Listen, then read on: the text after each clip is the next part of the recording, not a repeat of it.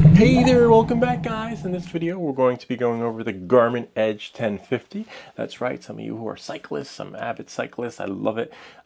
This was the best upgrade I could possibly do for my cycling experience, especially if you like cycling long distances. So anyway, you're probably wondering what's inside. It's already been set up, so this isn't the setup video, but it would just help to get you started with some of the features in case you're on the fence or you don't want to call that number at the bottom of your screen, as you can see right there, and just be on hold for hours just to find out, like, oh wow, that's it? I could have done that.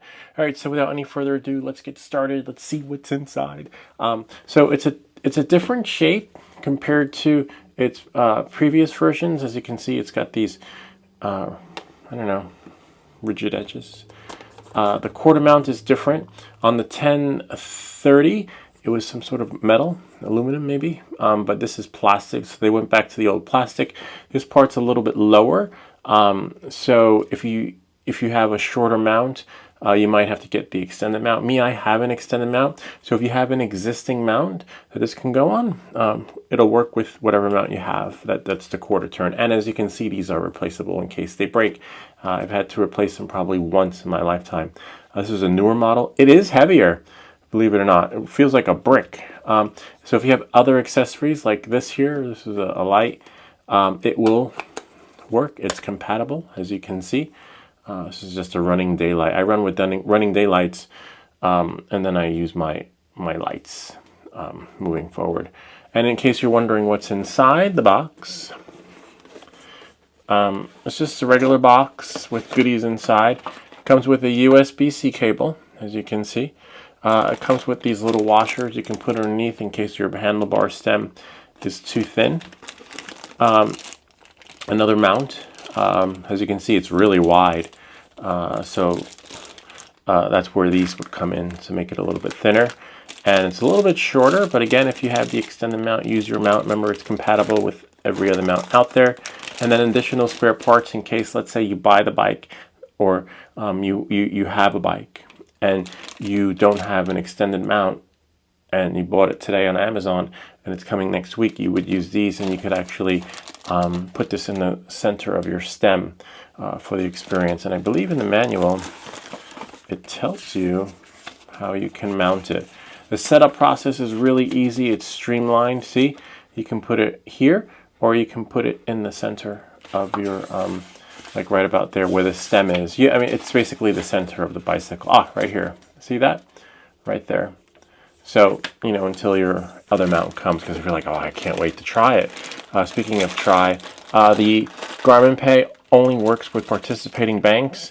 So there'll be a list in the description down below to banks that actually participate in it. Other than that, you know, you'll just have to wait. I tried gift cards, and there are many Visa so-called gift cards, but what happens is there could be 3 or 4 banks that are part of that one card experience, where the last video, which you'll probably see after this one particular bank was PayPal, NetSpend, and 2 other banks. It was kind of like a partnership, like if you ever knew anyone that owned a restaurant and there were many partners, so it's kind of like that. So it has to be exclusively the bank. You can't say PayPal and then be part of NetSpend and then part of XO Bank. No, that's not going to work. So, and again, look at the link in the description so that you can see which banks are participating, so that you know you don't make the same mistake I did and say like, oh look, there's a PayPal card, I'll just load that one. And when you do find something you want to load, if you don't want to use your credit card, make sure, again, that the bank is on the list. And read the card. But sometimes, if you get a load card, it'll say, like the card I bought, PayPal on the side. And then when you pull the card out, unfortunately, flip it over, that's where you can see the other banks that are participating in the cash experience, which is a bummer. All right, so here it is here. Here's the power. Turn it on. It turns on really fast. I feel like it's a little bit like the Karu, really fast. The Wahoo, I think it's called, because I think it's running on the Android. Now, I'll wait for it to load up. So you see, my last ride was 2 miles. I like this because it has a little bit of a sliding screen, where you could see. This is another ride that was done in June, 105 miles. So again, if you like long distance rides, this thing is for you, because if you go, if you go, I believe it's in here. It's in the battery settings. So if you go here, and then you have your history, you have activity profiles, you have sensors. You can add sensors, okay? You have my status, safety and tracking, connected features, which is where you would go to if you wanted to add your phone, okay? And then Garmin share. I don't do the share thing because I think you have to have someone that has a Garmin and to share something with them. It's not like we can share it via phone. Battery saver, okay? See, it's enabled. The battery's at 100%, right? And without it enabled, it's 51 hours. Now, if I turn this on, the reduced 76 hours. That's just phenomenal. So I know I'm not going to ride for 51 hours straight, so I can leave that off and all the features on.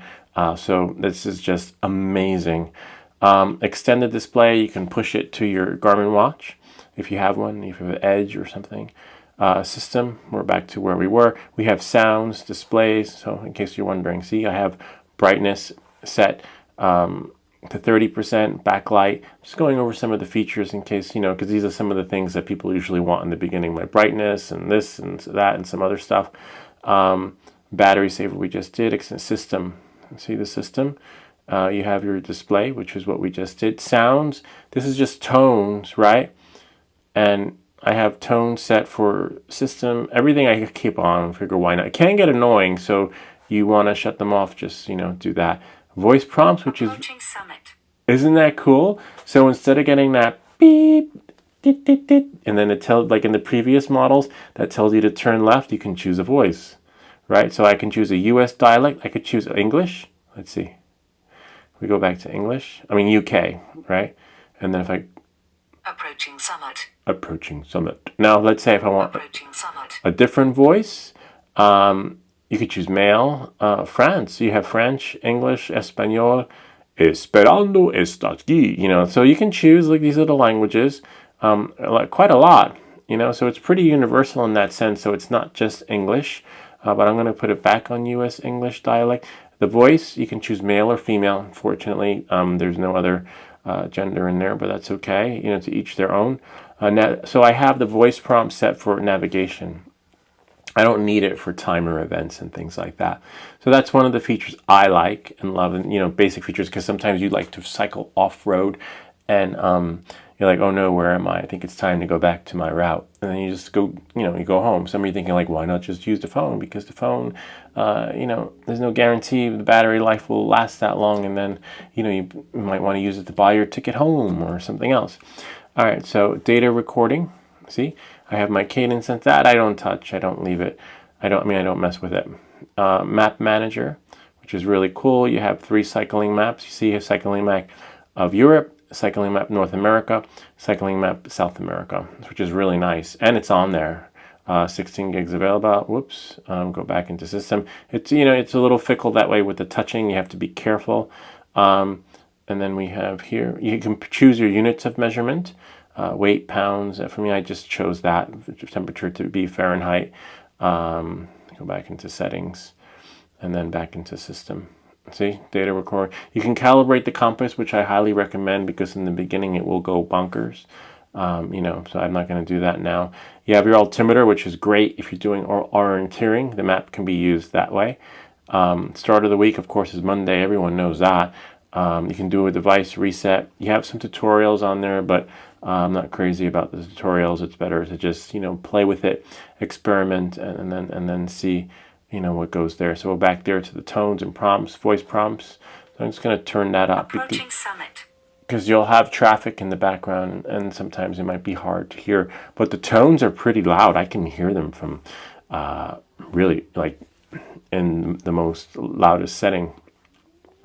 Safety and tracking. You have incident detection. That's if you're in an accident, and as long as the other person's authorized, they'll get a text if your bike flips over saying there's been an incident. You can get assistance. You can call, have the device do it for you.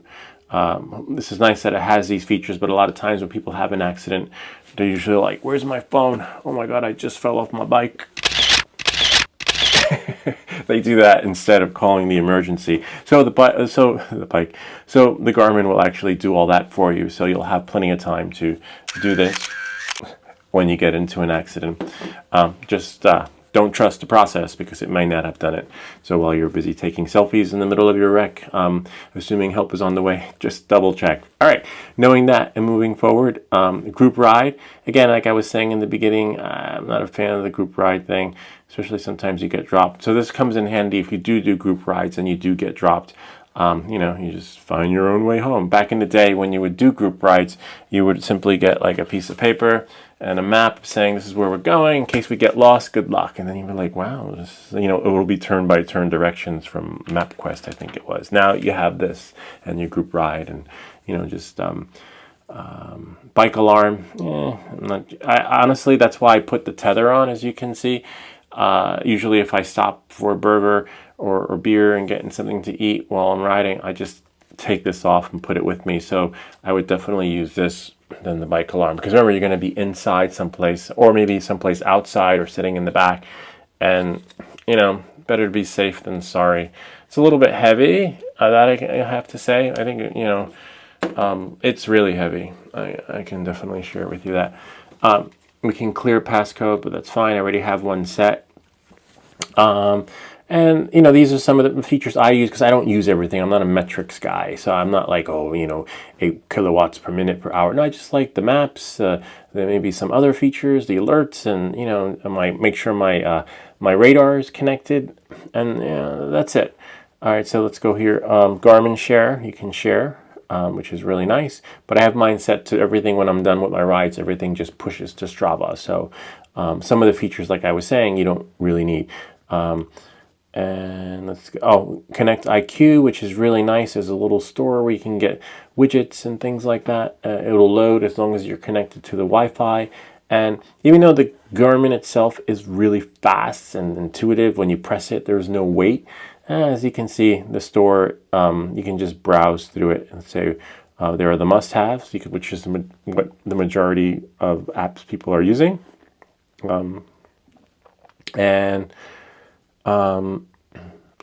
AccuWeather. You don't really need the weather app, because if you have the Garmin Connect app here and you turn that on, the weather will be there for you. And then you can browse and you have installed. This is just to give you an idea, but we're not reviewing any of the apps here. Because I always like to, I have what works for me. And sometimes when you start installing apps on devices, when you should be riding and tracking your mileage, the experience isn't always as fluid as you would expect it to be. Again, sensors, as you can see, I have my cadence sensor and my radar, and that's it.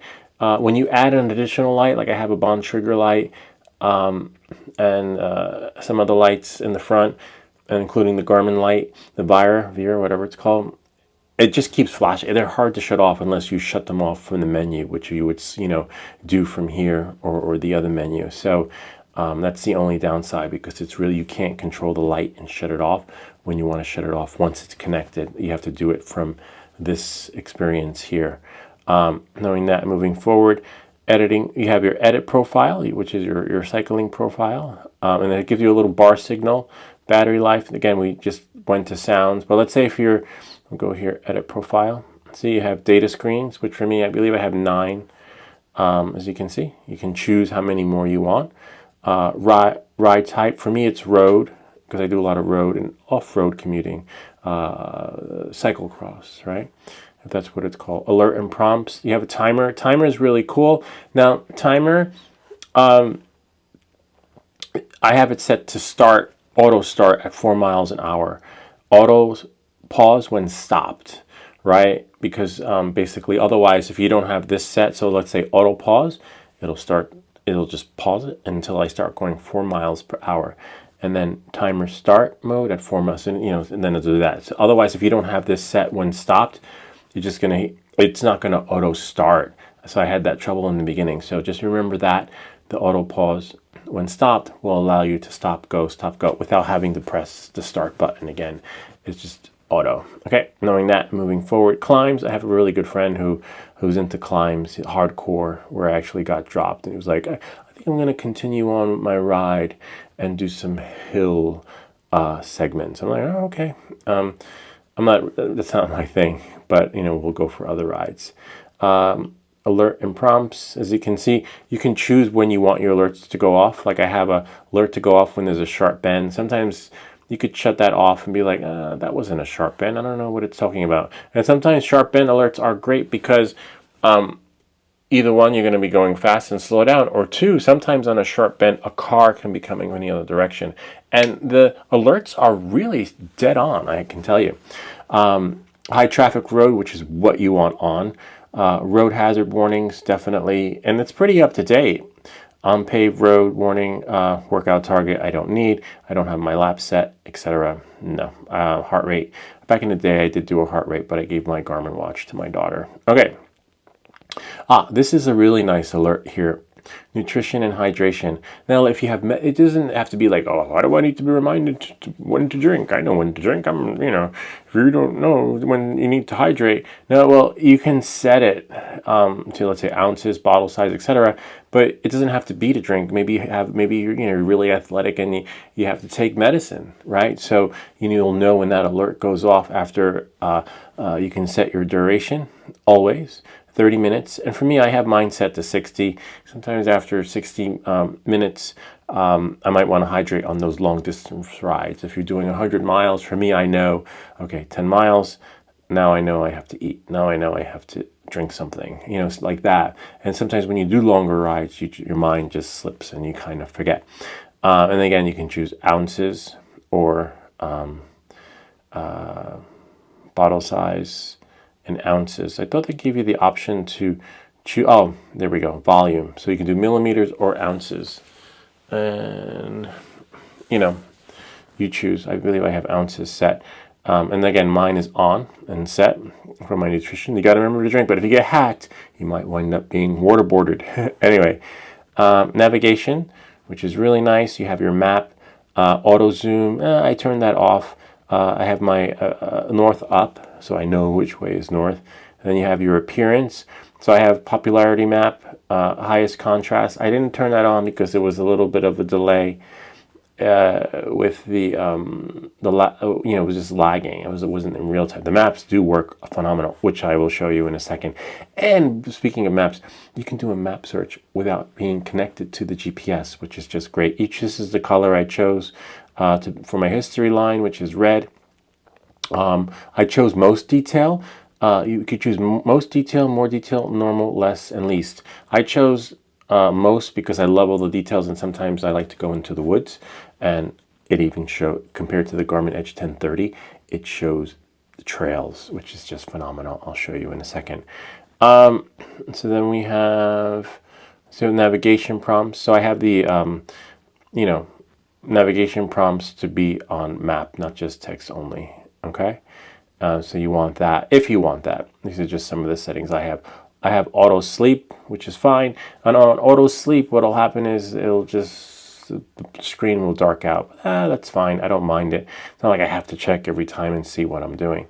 Wow, look at the brightness is set to auto. That's probably because we're in here, which is fine. You can choose from auto.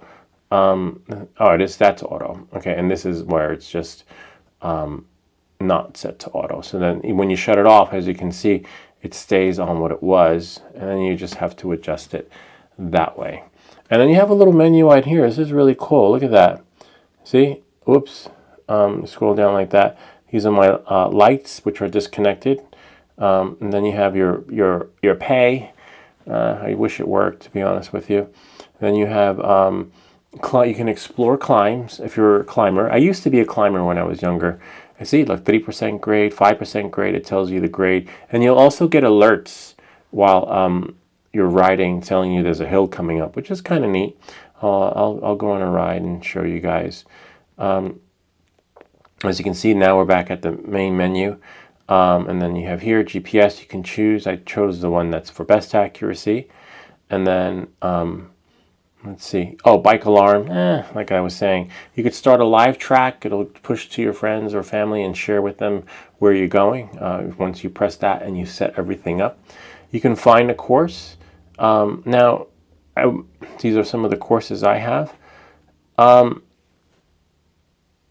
only disappointment I haven't tested it on here yet, was that the only way to get the virtual partner to work was to set up a course.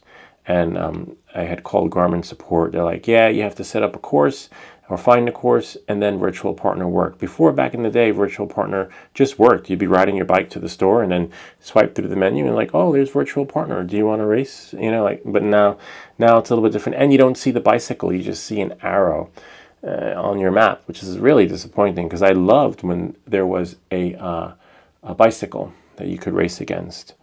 And that's it for that. Strava is membership only, so there, unless you know, I guess if you're new to Strava, you can try it out. So I don't use the Strava. So we're back there to where we were there. So I go back here to this menu, main menu, and then you can scroll back up. See, look at that. We can swipe right through. We have this is my one profile. And then again, you can see your last ride, which is great. You can scroll through the menu. You can, let's say my last ride, which was really short. And then you can see all the metrics. Everything's in color, which is really neat. You can get a summary of it. Before it was really hard to navigate to all that. You can see your average, you know, cadence, calories burned, if you're into that kind of stuff. It was paved, training effect, and things like that. This part's really neat because you can say, oh no, maybe I won't do that ride next time. This one, 105 miles.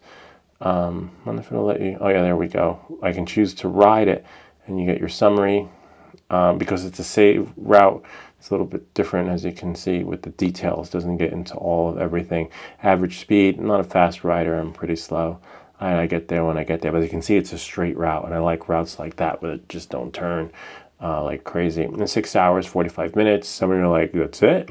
Yeah, I don't ride fast. You know, some guys can do that ride in maybe 3 hours. All right, or 4 or less. I'm not training for the Tour de France, so you know, just I get there when I get there. Maybe have a coffee, a sandwich, eat. See the difference between that and the last ride. See, the metrics are a little bit different, but you know, still the same because we still get our summary. It's just, let me go back and see. You have to click there, and then go here, and then you see. Well, what was the course demand? Whoops. So another, see, course demand. This course is extremely long. You need high aerobic endurance for optimum performance. Oh, that's fine. Or not, maybe the endurance, but not really aerobic. All right, so now navigation. So as you can see, you have here, oh, and then you can just search stuff. Like you can just search navigation. So let's say if I type in Bear Mountain, right? And I'm not connected to GPS, which is really, really nice. Which is a popular ride a lot of guys from New York City do when they ride up north. It's just a given. Bear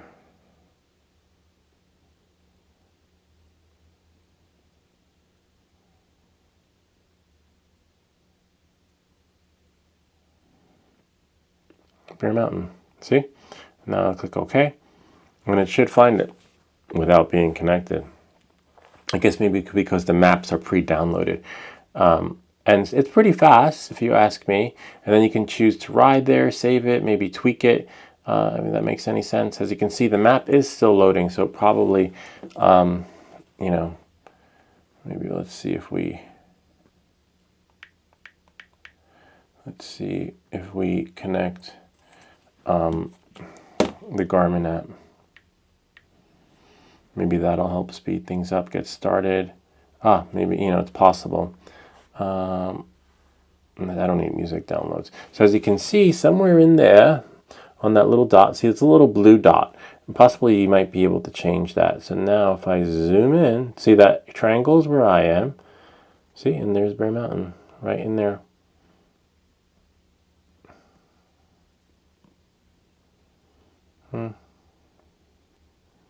Whoops, where did it go? See, it's a little bit glitchy that way. Like I just wanted Bear Mountain. Somehow it brought me to Farron's place, hell, or whatever. It's 18 miles away, which means that this is on, the other side of the river. So north facing's up, which is fine. And so Bear Mountain would be probably one of the next bridges going up. Stony Point, whoops, Tompkins Cove, and there should be a little bridge. See, the maps are pretty Indian Point, Jones, and Fish Island. Let's see, there it is, Fort Clinton. That should be Bear Mountain somewhere over there. And then if I zoom in, Camp Smith, which is right next to it's a military base. So yeah, and there's Bear Mountain. But Bear Mountain's more on this side, right here in the park. But it's still considered Bear Mountain. So let's see. Oh, there it is, Bear Mountain State Park. Really nice. And see how it loads. And look at the trails. It's good.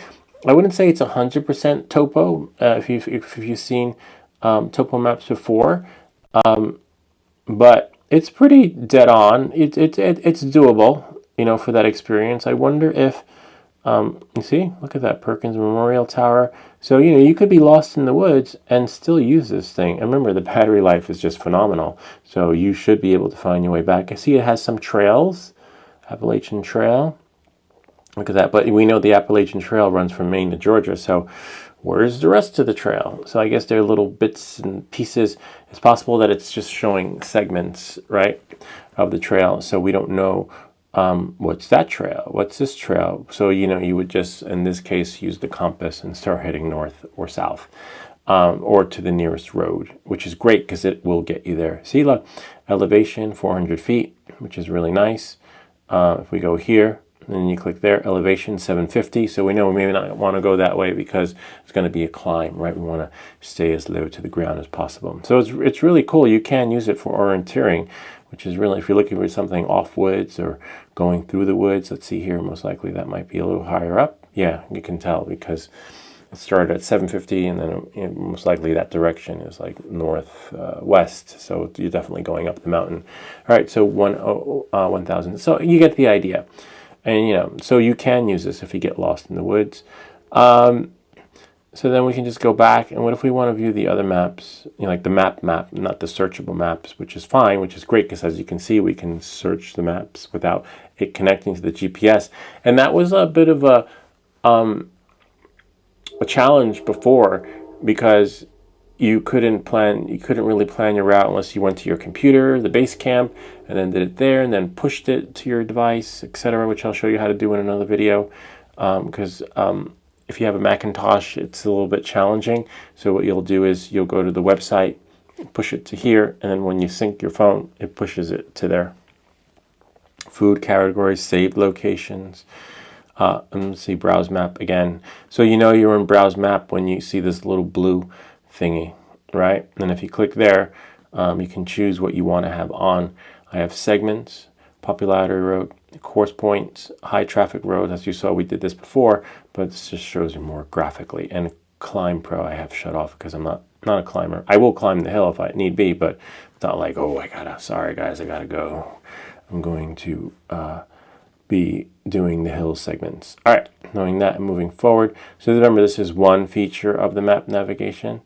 You can mark it, etc. But what we want to do is see the maps, right, as we're in navigation itself. So what you would do is you would click on your profile, right? As you can see, I have 1, 2, 3, 4, right, 8.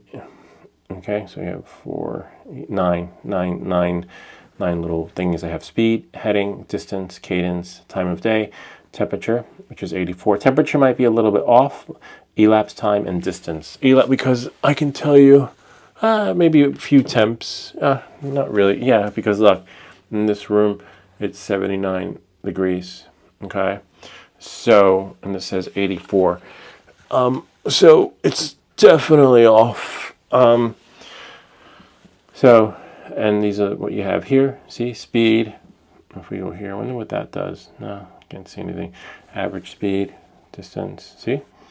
And this is the map. So now you're in the map. So this allows you, if you know where you are, whoops, you have to be really tricky. You have to click on the hand, right? If you want to see, if you want to have an interactive experience with the map. But look, it's pretty intuitive, right? Compared to the lag and wait that you had before. And remember, the smaller it is, right, the faster it's going to be with loading, going up or down, or as I would say, north, south, east, or west. But look at that, the detail on there, on the streets, etc. You can see the tracks. You can see stores, sort of like Google Maps. Look at that, all the locations, haircuts. So basically everything's on there, everything that you would want to possibly find or go to. And again, you know, it just comes in handy when you're exploring, when you're riding your route. You go off route to explore, and you want to get back to where you're going again. When you're cycling a repetitive route, that you know where to go. But when you're going someplace new and you go off road, sometimes you want to get back on track. Like let's say if I'm riding there and I wound up somewhere down here, you know, you just want to get back the quickest way possible without too many turns or going down any dead-end streets. Eventually you get there, but you know, this helps you in that sense. And you can explore other things in the area, as you can see. And so, and then again, that brings you back, see? Brings you back. And then if we press, so if you're here, I press on the screen, like I can go home, back to the other screen, you can see hazards, animal, obstruction, pothole, slippery. Someone would have to have pushed these alerts there for you to know, unless it's like, it's hard to say, you know, because I've seen this before with other features, but I haven't really tested it out on this to know it's legit. So anyway, let's say I'm on this screen. So you can be in any screen. It doesn't have to be in maps. As you can see, I can still swipe when you just tap once and then this menu appears. But check this out. Kind of neat. And it's loud. So like, you know, if you have an oh shit moment, yo, I didn't hear no bells. You have your bell, which is kind of neat. Maybe this is the temperature outside. That could be possible. That's the only thing I can think of on why it's, and then if we go back home, see? Now it's in night mode.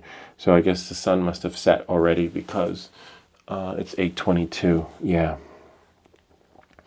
And yeah, and then we're back here to where we were, as you can see.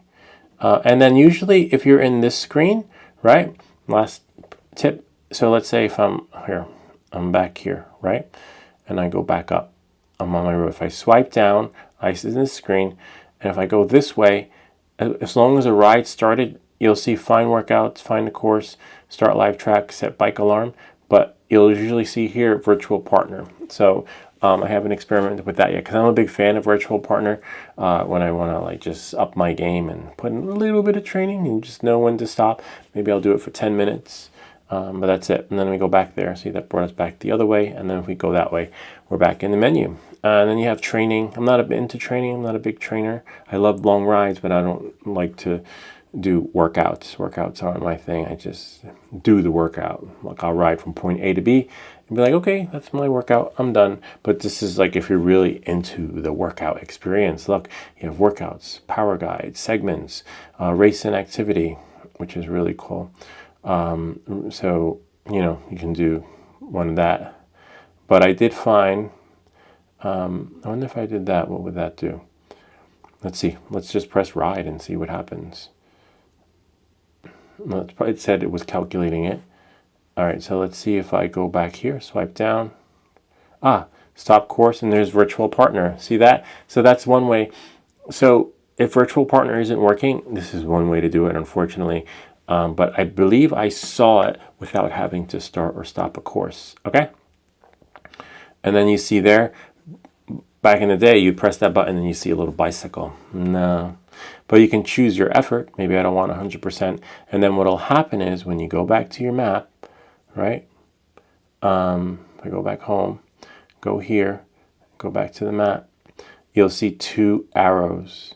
Which one will be you, and the other one would be your virtual partner. Or you see right here, there's a little thing, and you'll see dots.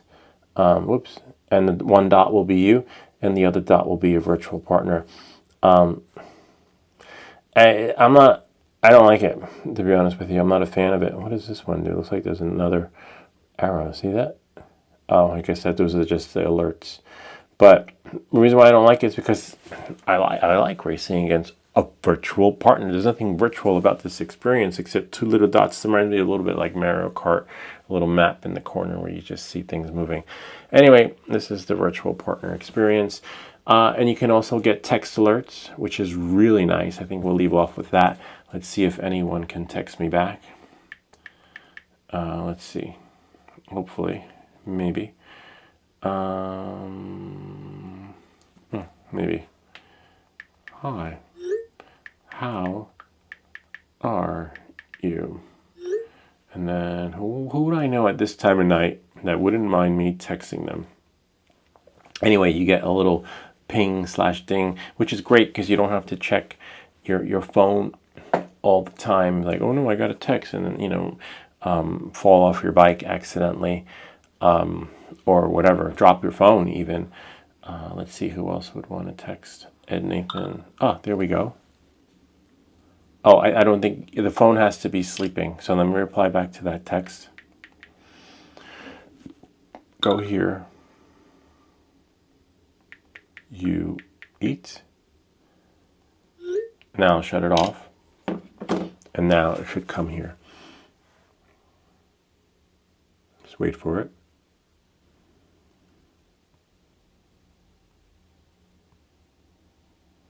It just says acquiring satellites.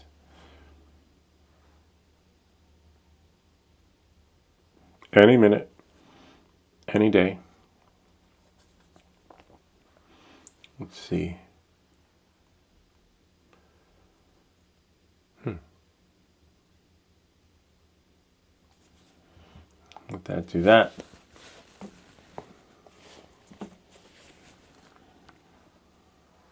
Don't want to reply back too soon.